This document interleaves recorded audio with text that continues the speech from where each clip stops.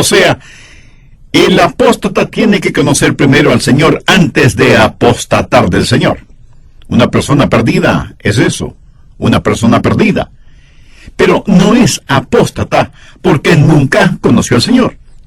La persona apóstata es una persona salvada, pero que está fuera de la comunión con Dios. Así que bien pudiera ser que este mensaje sea para usted. No lo sé, pero Dios lo sabe. A esta clase de personas se refiere Proverbios 14:14, al decir: de sus caminos será hastiado el necio de corazón, pero el hombre de bien estará contento del suyo.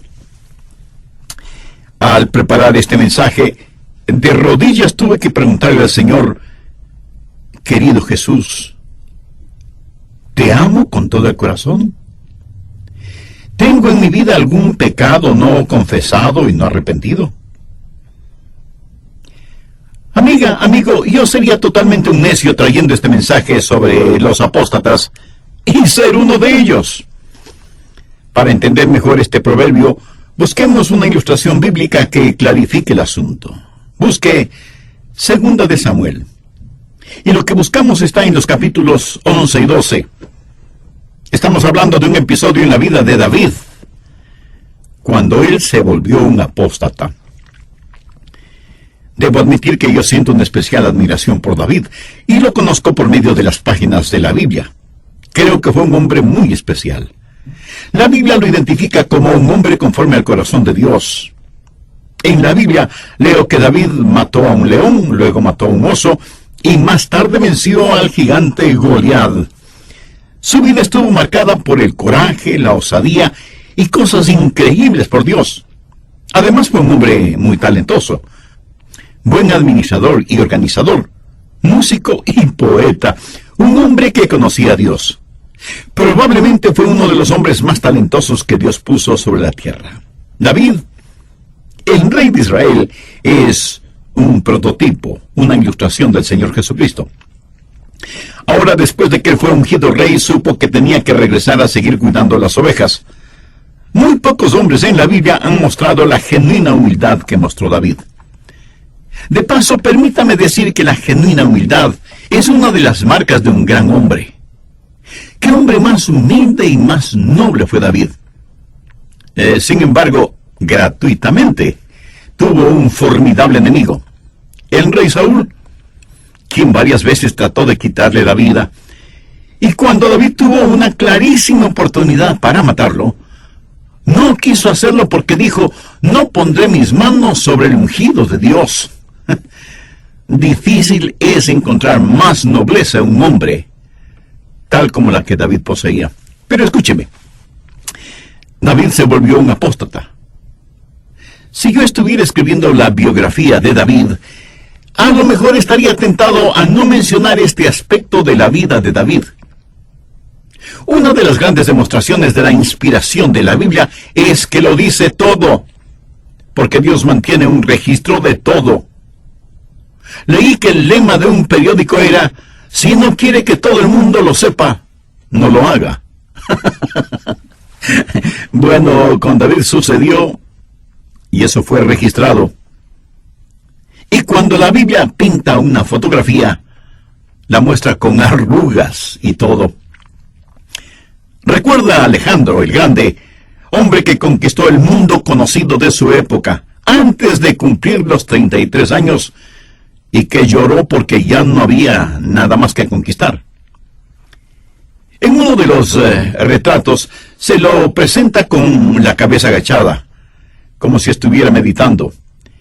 Pero aquellos que lo conocían dicen que tenía una cicatriz en su cuello y que con esa pose ocultaba esa cicatriz. Cuando la Biblia pinta el retrato de alguien, lo muestra con todos sus defectos e imperfecciones.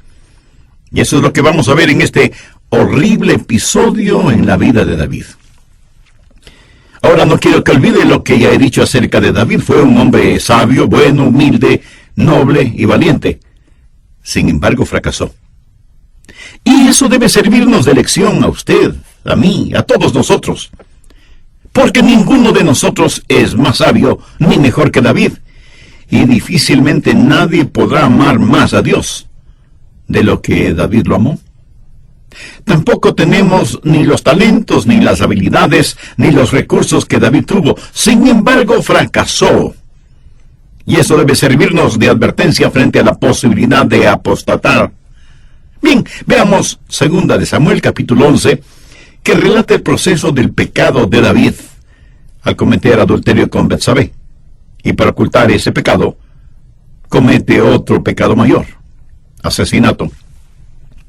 Así como lo oye, David cometió asesinato. Y me duele el corazón el decirlo, pero es la verdad. Si no supiera lo que dice la Biblia, estaría tentado a decir que David nunca conoció a Dios. Por eso pecó en forma tan horrible. Y esto debería servirnos de advertencia a todos. Pensemos en primer lugar acerca de la causa del fracaso de David. ¿Qué es lo que motivó todo eso? Veamos 2 de Samuel 11, 1. Aconteció al año siguiente, en el tiempo que salen los reyes a la guerra, que David envió a Joab, y con él a sus siervos y a todo Israel, y destruyeron a los amonitas, y sitiaron a Rabá. Pero David se quedó en Jerusalén. Notó esa última frase. Pero David se quedó en Jerusalén.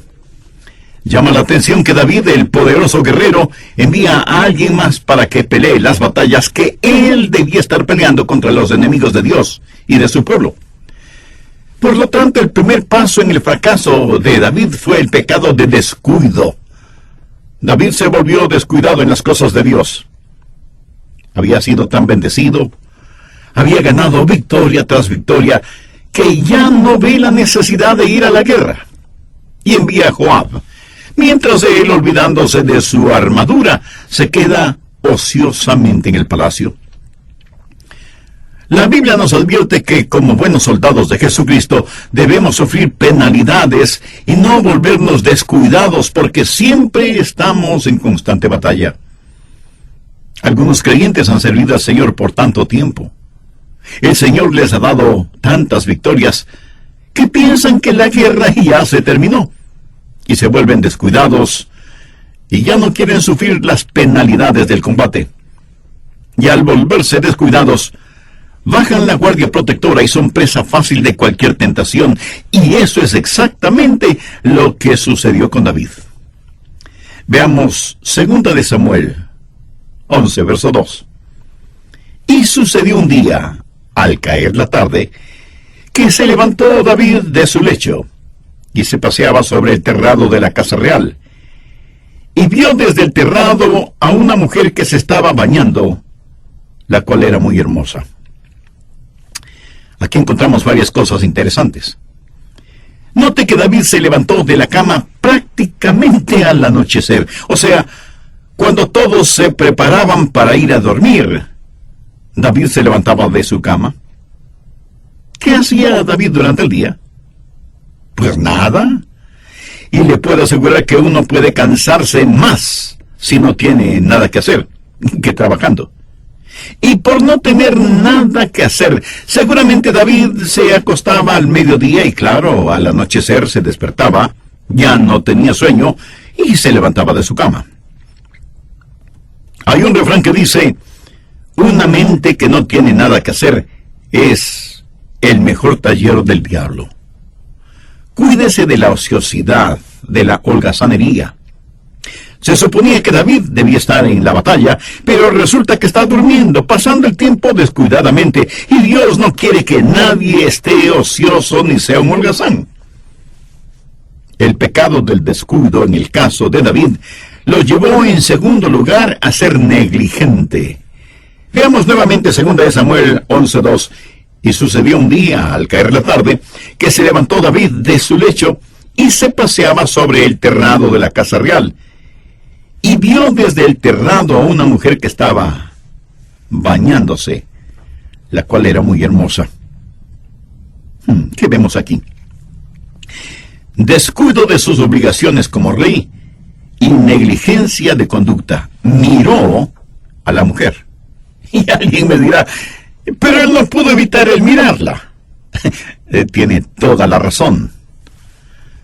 no pudo evitar el mirarla la primera vez. Escuche, la palabra vio en este versículo significa que se quedó mirándola intensamente. Regocijó sus ojos en lo que estaba mirando. Fue negligente y bajó su guardia espiritual. Mire lo que dice Isaías 33, la parte final del verso 15 y el principio del verso 16.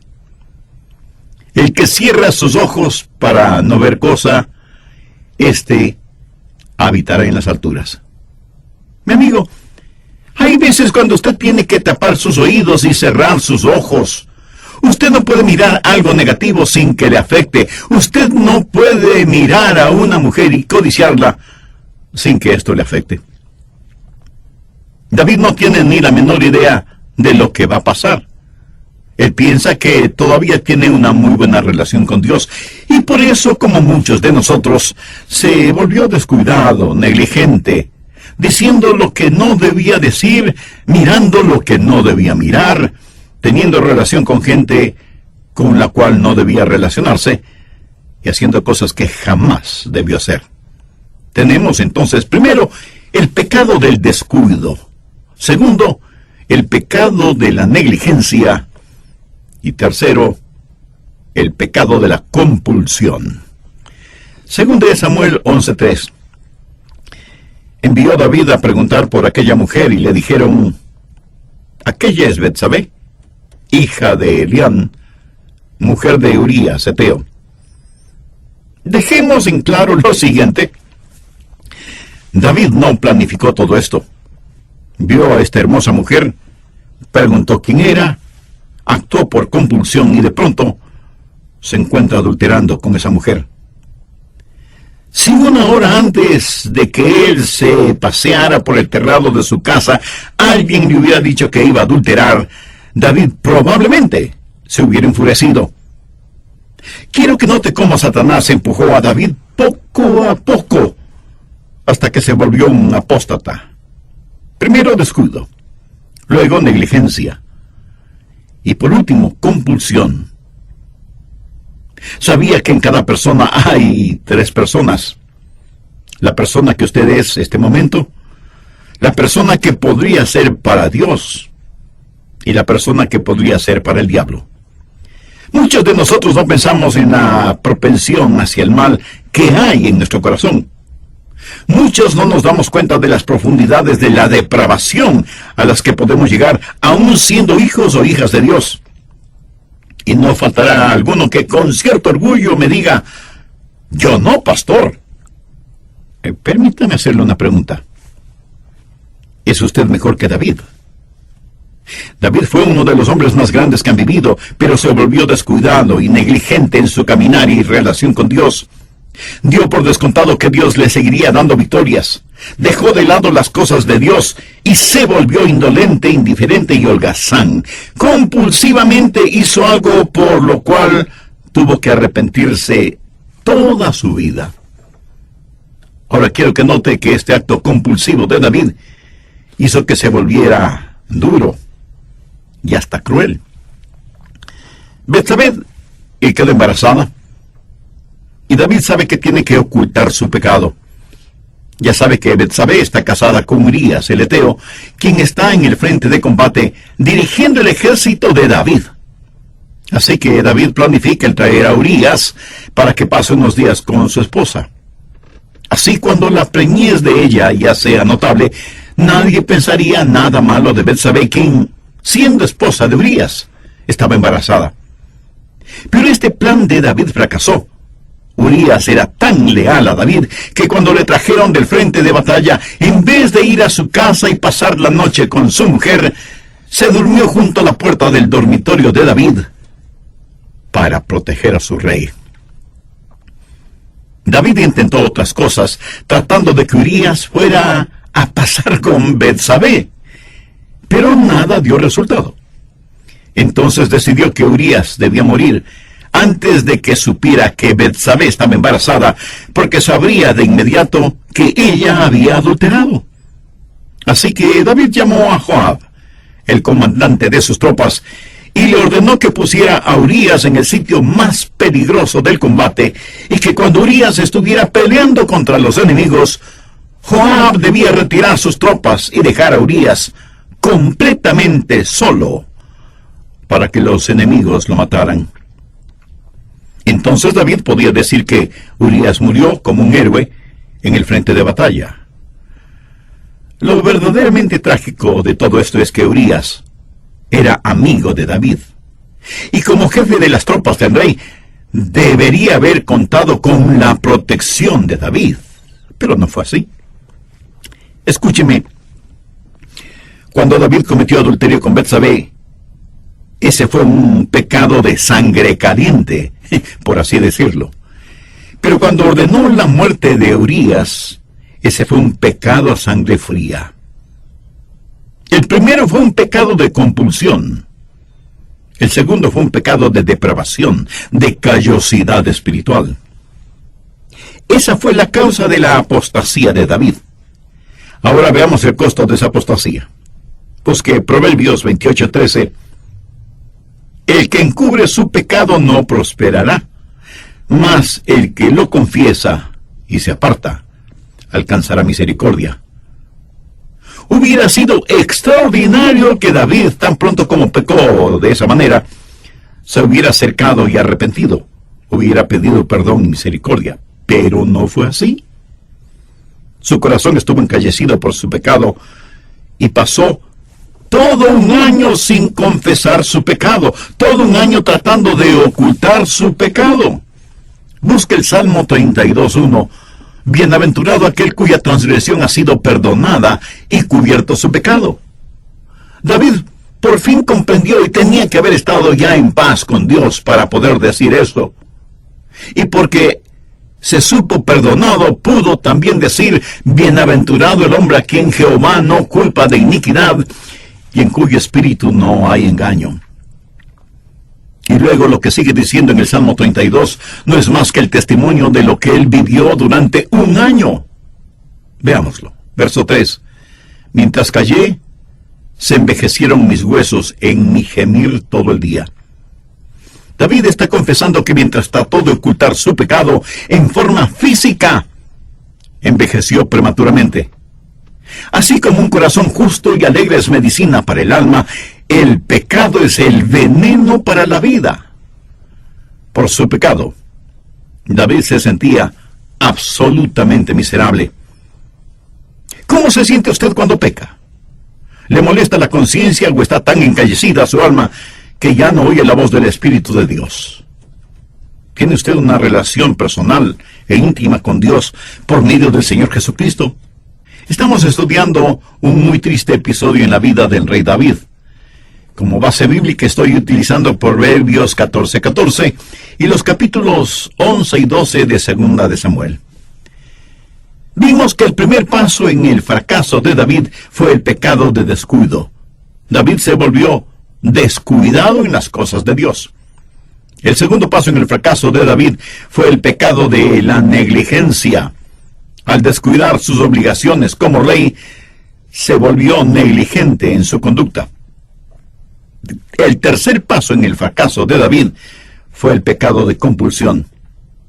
Sin embargo, en el Salmo 32 encontramos el quebrantamiento que experimentó David. Bienaventurado aquel cuya transgresión ha sido perdonada y cubierto su pecado. Bienaventurado el hombre a quien Jehová no culpa de iniquidad y en cuyo espíritu no hay engaño. Y en el versículo 3 David declara, mientras callé, se envejecieron mis huesos en mi gemir todo el día. Por su pecado, David se sentía absolutamente miserable. Bien, continuemos con el material para hoy. Verso 4. Porque de día y de noche se agravó sobre mí tu mano. David reconoce que Dios lo tuvo en su puño. Lo puso bajo profunda convicción. Permítame decirle que si usted se ríe y no le da importancia a su apostasía, es porque nunca ha sido salvo. David dice, se volvió mi verdor en sequedad de verano, ¿Sabe lo que eso significa? Que él se sentía árido y seco espiritualmente. Se sentía como reseca arena del desierto, en urgente necesidad de un oasis. Y aunque muchas veces los apóstatas se ríen de su apostasía, David no lo hizo, porque para él todo este asunto fue verdaderamente serio. Si usted está bien y en paz con Dios, ha sido salvado y es hijo o hija de Dios, nacido de nuevo, usted no puede vivir alejado de Dios. Dios no abandonó a David, a pesar de su pecado. Por un año David había tratado de ser más listo que Dios, y lo único que consiguió fue envejecer prematuramente. Pero cuando sintió la disciplinadora mano de Dios sobre él, y sintió la aridez interna de su alma, supo que ya no tenía comunión con Dios. Por lo tanto, se sintió el hombre más miserable sobre la faz de la tierra. Era un hombre salvado, pero sin la comunión con Dios. Ese fue el costo de la apostasía de David. Terrible precio a pagar por unos instantes de placer sexual. Ahora quiero que veamos la crisis en la apostasía de David. Dios provocó una crisis en la vida de David y lo hará también en su vida. Si usted es un hijo o una hija de Dios, 4 cosas le sucedieron a David y que pueden sucederle a usted también. Primero, convicción. El Santo Espíritu de Dios habló y trajo convicción al corazón de David. ¿Alguna vez usted ha sentido esa clase de convicción? Dios puso su mano sobre los hombros de David y le hizo sentir convicción por su pecado. Ahora, el momento que Dios pone esa convicción en nosotros, si somos sabios, confesaremos nuestro pecado delante de Dios. Mire lo que dice 1 Corintios 11, en paráfrasis mía. Si nos juzgamos a nosotros mismos, no seremos juzgados por los demás. Si ustedes son padres y tienen o tuvieron hijos, sabe que a veces fue necesario disciplinarles físicamente a fin de corregir en ellos algún mal hábito. Pero los disciplinó motivado por el amor que Él les tenía y les tiene.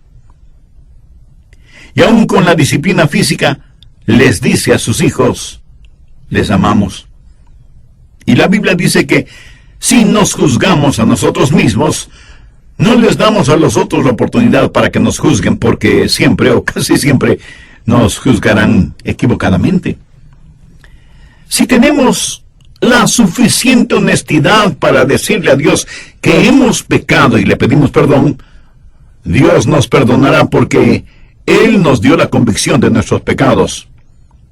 En lo relacionado con David, él no actuó de esa manera, por lo que Dios tuvo que actuar de otra manera. Segundo, castigo. Dios tuvo que empezar a castigar a David. Y eso es lo que se refleja en el Salmo 32. La Biblia dice en Hebreos 12:6, porque el Señor al que ama disciplina y azota a todo el que recibe por hijo. Si usted está viviendo en pecado y se ufana porque Dios no le hace nada, es porque a lo mejor usted no es salvo realmente. Mire el verso 8 de Hebreos 12. Pero si se os deja sin disciplina, de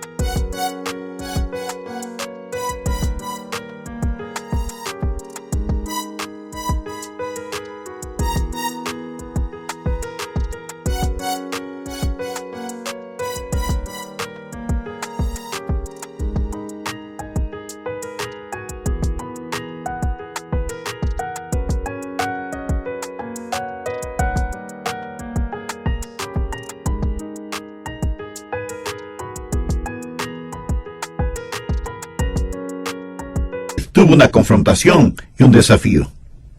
Dios envió al profeta Natán para que confrontara y desafiara a David, y creo que todos hemos escuchado esa historia.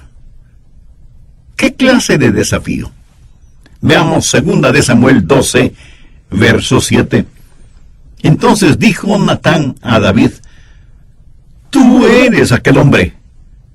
Así ha dicho Jehová, Dios de Israel. Dios decide darle a David otra oportunidad y por medio de Natán le manda un desafío. Dios siempre procede así. Dios le mandará a usted un desafío por medio de su cónyuge, o una canción, o un accidente, o alguna otra circunstancia. Este mensaje que está escuchando pudiera ser el desafío que Dios le está mandando a su vida, por medio del que le dice: hasta aquí y no más. Si usted desobedece el desafío, Dios pudiera quitarle la vida.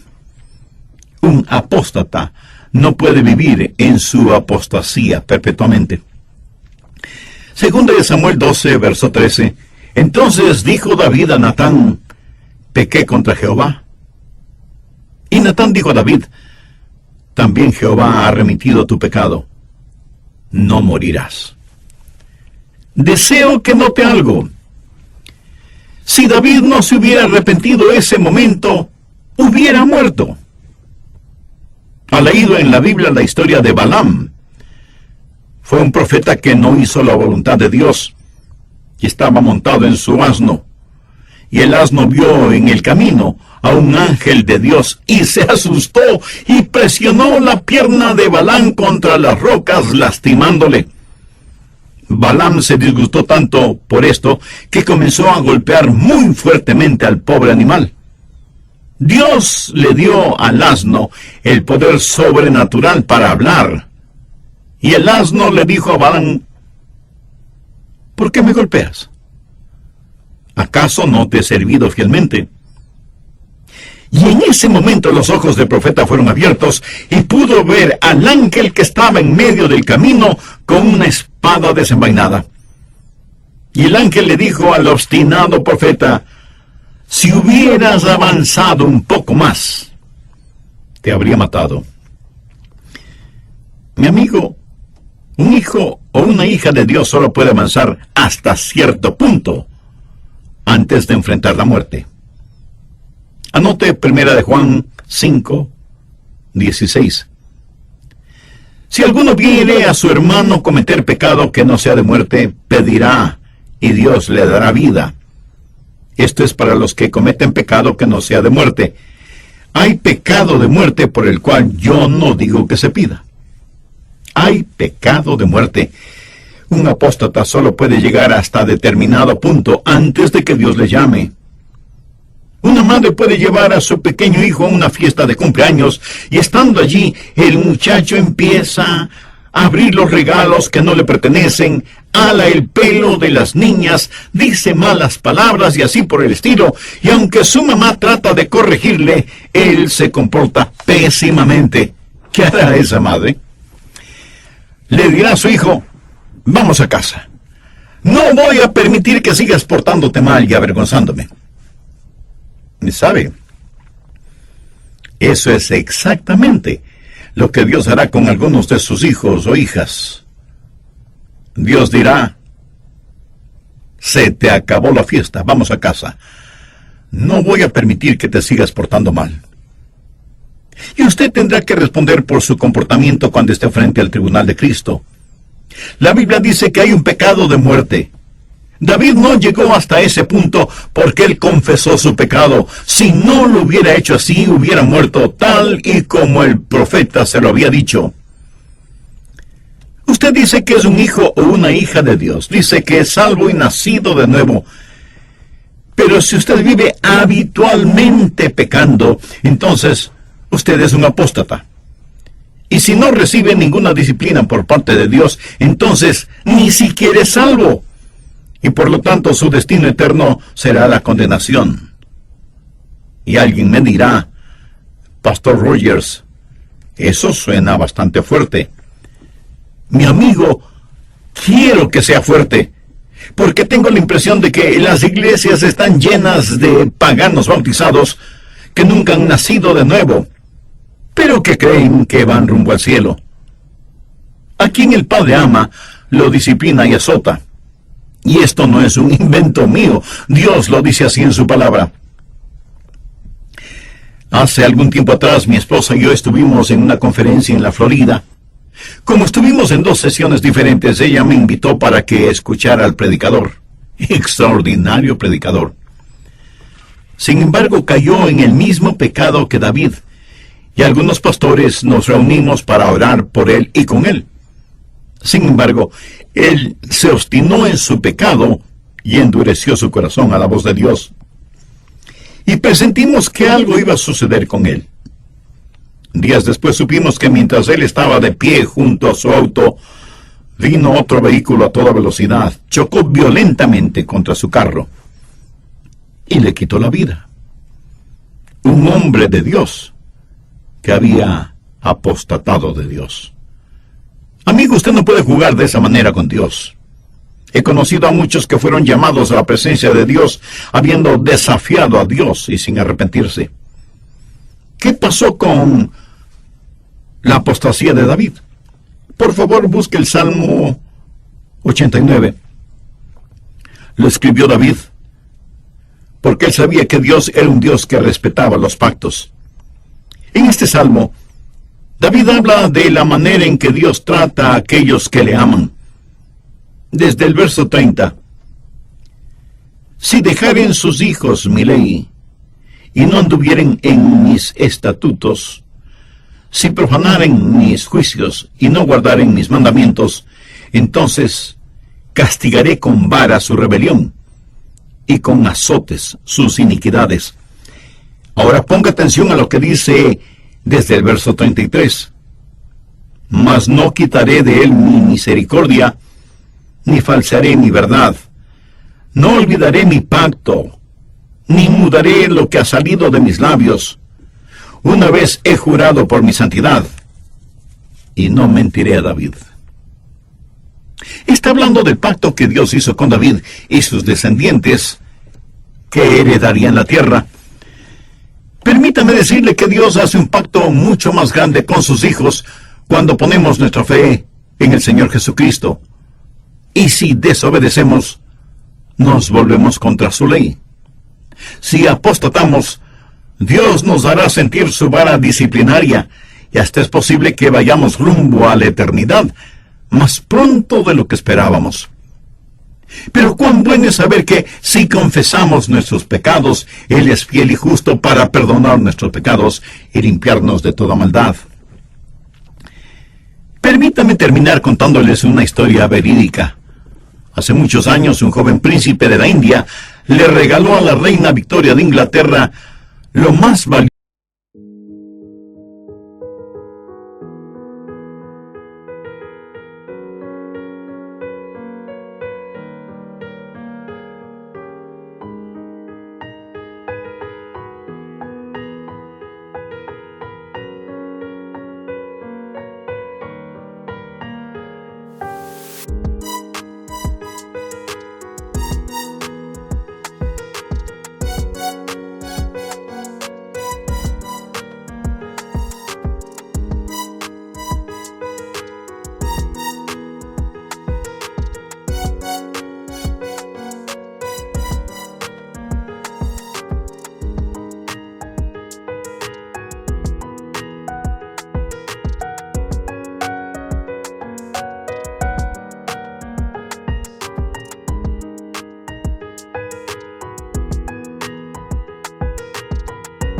El príncipe pidió que por favor pusieran ese diamante en sus manos.